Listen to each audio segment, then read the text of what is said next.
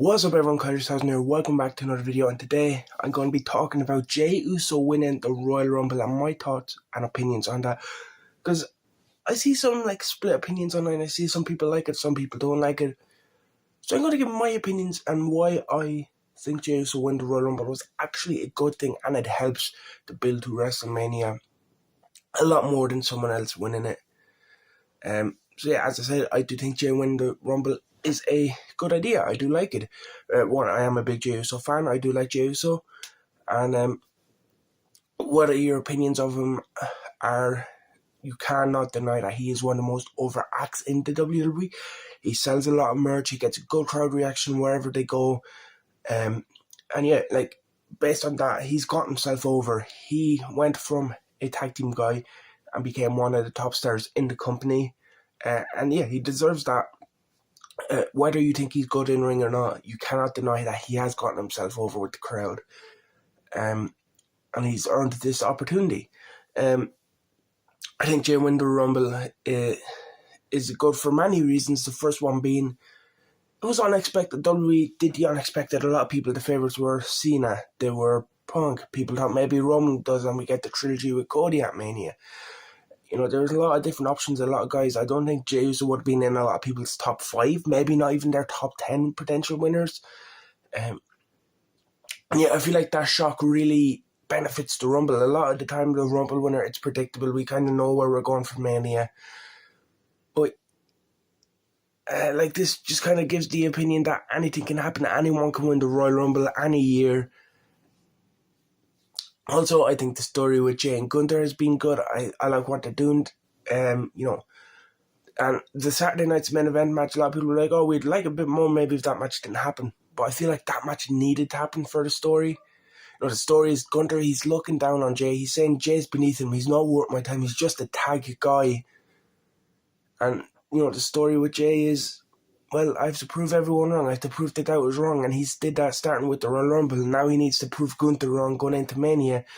And I know we haven't got SmackDown yet. And Jey said he's going to see what Cody has to say first before picking. But we all know he's going to go with Gunther. Yeah, Jey's story going forward. It has to. It's him proving that was wrong. And that's why the Saturday night's main event match needed to happen.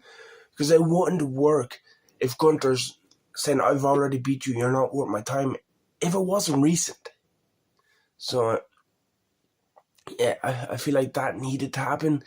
And if Jey beats Gunther, which I think he does, that opens up the door for a potential Sami Zayn feud post-Mania once he's finished with Kevin Owens. You know, maybe the Kevin attack, it makes Sami realize, what has all these friendships got me? Jey eliminated me from Rumble. Yeah, I hugged him, I made up with him. But that could have been me. I beat Gunther for the Intercontinental Championship last year. I could have beaten him again this year for the World Championship. Maybe it's time, you know, maybe Karrion Kross is right. Maybe it's time for Sami Zayn to start focusing on Sami Zayn, and that leads to a potential Sami Zayn Jey Uso feud over the World Championship post Wrestlemania, which I would really like to see. I think there's a lot of good storytelling you could tell between those two. And, you know, that could be your big World Heavyweight title feud for SummerSlam, maybe before, maybe that's your summer feud come before SummerSlam, like your Money in the Banks and stuff like that. So yeah, you already have a ready-made storyline there with Sami and Jey. Of course, you know, that's not forgetting the likes of Punk is still involved. You know, Roman could be involved. Maybe he's like, Jey has a bit now. Well, it's time for me to step up and prove that I am the tribal chief and try and beat Jey again.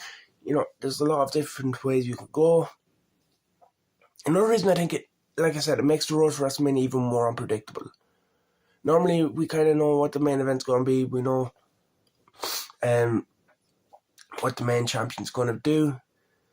And I feel like this is one of the reasons I'm happy with Jey winning it, is a lot of people were focused on Cody Rhodes going into the Royal Rumble. If you go back into my predictions, I said a lot of the people they were teasing to build were saying they'd challenge Cody. The only real options I've seen that could potentially win the Rumble and challenge Gunther, I said Jey Uso and Seth Rollins. And I even said I don't think either of them are that likely to win it, and I was wrong. But yeah, like a lot of people were focusing on Cody, but now we don't know what Cody's going to do. We don't know what Cena's going to do. We don't know what Punk's going to do. We don't know what Seth's going to do. We don't know what Drew's going to do. We can watch the the product and kind of get a feeling, because I have the matchups where I think we're going and why. But yeah, I'm excited to see how we get there now that it is in truth the Royal Rumble.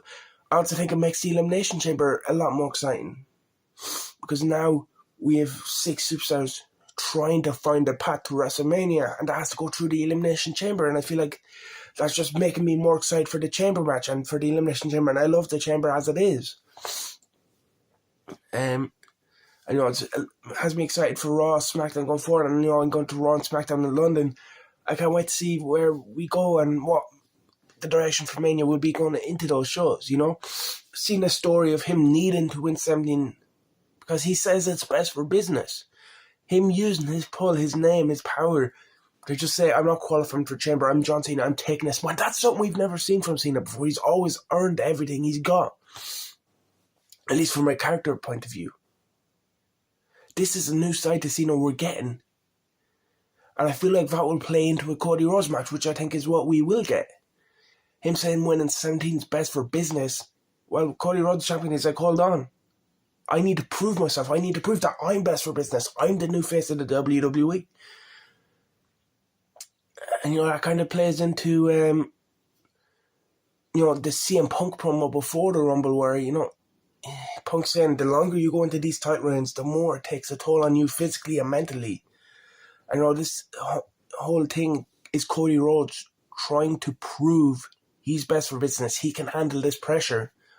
I don't think we get this story as we do without if Cena just wins the Rumble. He wins the Rumble, he's going, all right, I'm winning 17, I'm going after Cody Rhodes. Yeah, you could still do the best for business angle, but we don't see this kind of desperate side of Cena where he's using his power, his pull, to not earn it and not qualify for the Chamber like everyone else. I also think it's not winning helps Punk's character, which we've seen in the Sami Zayn match on Raw. The desperation coming out of CM Punk trying to get his spot in Mania, trying to get his way into that WrestleMania main event. We're going to just, also we get to WrestleMania, it's close, we get to the Chamber. I feel like we're just going to keep seeing a more desperate CM Punk. And, personally, I said we'll be getting Gunther and Jey, we'll be getting Cody Cena. So what do we get for Punk? I think it'll be the triple threat with Rollins, Reigns, and Punk. I know a lot of people would say, they'd rather just a one-on-one match and singles match, but I actually like the idea of this three-way. I'm actually would love to see the triple threat. I don't think you're throwing storylines together. I think you leave the door open to revisit those matches at a later point. We get the triple threat this year.